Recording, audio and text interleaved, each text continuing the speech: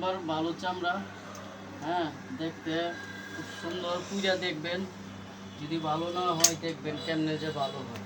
আর এই যে কাটিং করতেছি আমরা নিজেরা চামড়া, এই যে কত সুন্দর করে দেখেন সিটিং করতেছি, আবার তলে আবার চামড়া দিয়ে এইভাবে সুন্দর করে কাটিং করে আবার কালার করবো, রং করবো, পরে মাল ফিটিং করবো, এরপরে মাল দাগি দুগি আছে কিনা ওটি দেখে মাল বানাবো।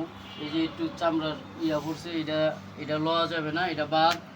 এখন আবার নতুন করে এই যে আবার একটা কাটলাম, কাইটা এখন আবার মনে করেন দেখা গেছে এই যে সুন্দর করে এটারে বাদ দিয়া এখন আবার এটা লইলাম, এটারে ঠিকঠাক করে সুন্দর করে যেভাবে সুন্দর করে মাল বানাবো, যাতে আর কোনো ডুপ্লিকেট না হয়।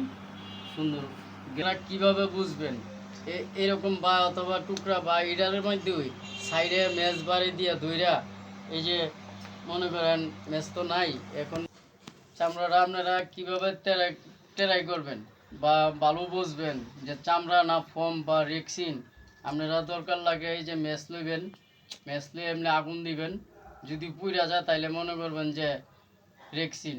এখন মনে করেন যদি না পুড়ে তাইলে মনে করবেন যে চামড়া। আর চামড়া পুড়লে চামড়ার একটা গন্ধ শুনবেন, চামড়ার গন্ধ ওইভাবে সুন্দর করে আপনারা ম্যাচ বাড়ি দিয়ে দিয়ে পরীক্ষা করে এরপরে মালগুলা ট্রাই করবেন নিবেন।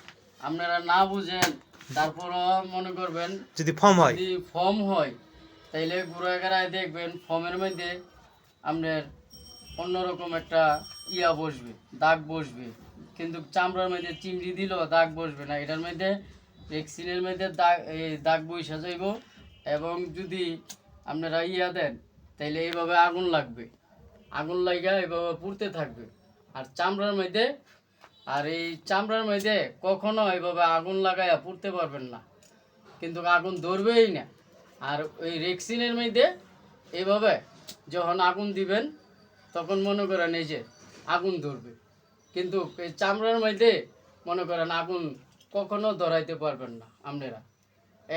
এক নম্বর গরুর চামড়া।